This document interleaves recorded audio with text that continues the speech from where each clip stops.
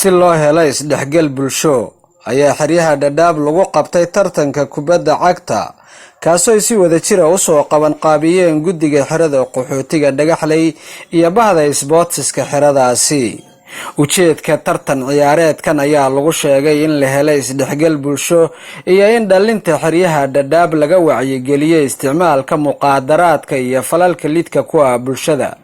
tartankan oo socday muddo 2 bilood ayaa waxaa ka qayb galay 16 kooxood oo ka dhisan xerada qaxootiga Dhagaxley. ugu dambeynna waxay guushu raacday kooxda lagu magacaabo D-Star waxaana xusid mudan inay tahay markii ugu horeysay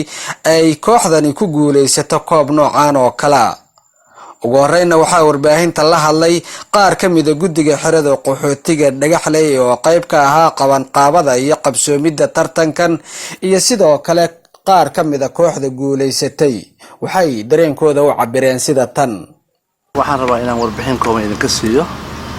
liiga aan ku qabanay garoonkan Naftaqur sidaadabana wax markaad artin la qabanayo waxba kalifa ama keeni kara in arinta lagu dhaqaaqo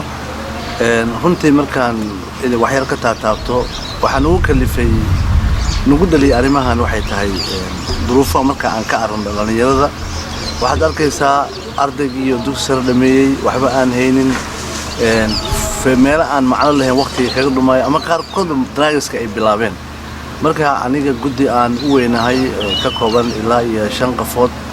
ayaa waxaan ku tashanay in aan dhalinyaradan abaabulno si ay marka uga yimaadaan waxa ay ku dhex jiraan odayaalna ah dhamaanteena rag sport wax badan ku soo jira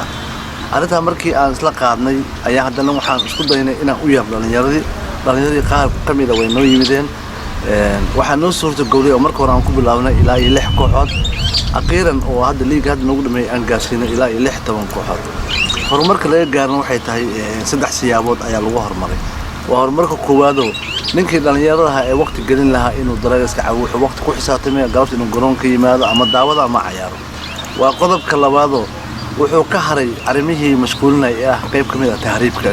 inuu tahriib ku fikiro waa ka faa'iido badan qaybta saddexaad wuxuu bartay sportiga inuu yahay nabad wuxuu bartay sportiga inuu yahay wax horumarin kara qofka bini'aadamka noloshiisa liigan dhalinyarada iyo odayaal guddiyo ya aad noogu abaabuleen waana ku faraxsanahay odayaal waalidiintan la eg ayaa nabadeen wax hay'ad ay noo qabatay shakhsiyan meeni aan waxa garab kaliya ugu siisay youth German Sugar Gedi marka liigan wuxuu socday ilaa 2 bilood ku dhawaad liig aad u xamaasad loo ah bulshooyin ya aad uga qayb galisay teamkii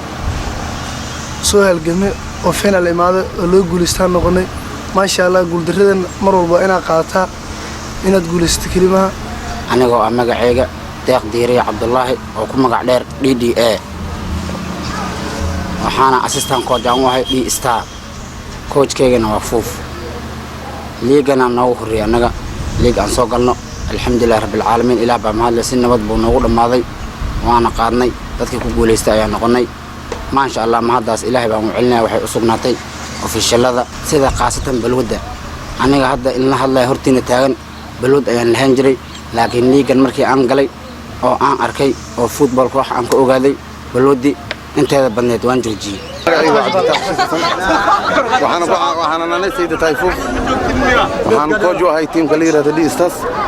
وحنا مرينا اللي حكوا لهم بنسود لي marka aad baan ugu faraxsanahay guusha maanta aan gaaray